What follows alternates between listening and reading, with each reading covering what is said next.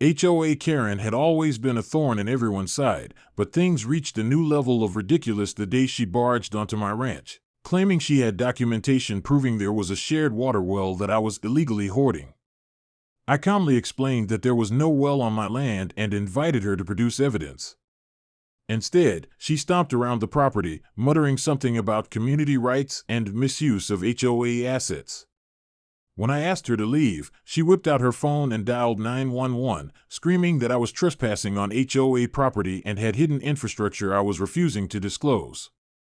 The police arrived quickly, expecting a serious situation, but it didn't take long for things to unravel.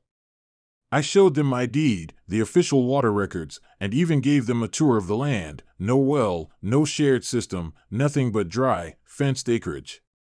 Karen, however, refused to back down.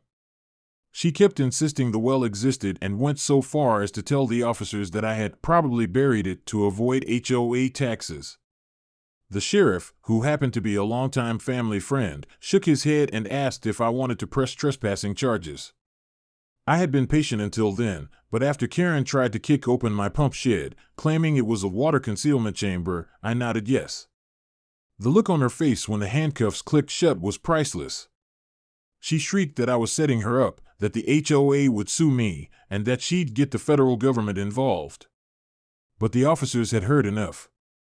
Not only had she trespassed, she'd filed a false report and caused unnecessary emergency response, all while refusing to comply when asked to leave. As she was led to the patrol car, the same neighbors she used to bully stood at the end of my driveway, watching with amused smirks. One even filmed the whole thing for the neighborhood group chat. I later learned that the HOA board had received multiple complaints about her behavior and were already in the process of removing her. Her downfall wasn't just satisfying, it was long overdue. Sometimes, justice comes not with a fight, but with facts, patience, and a pair of well-earned handcuffs.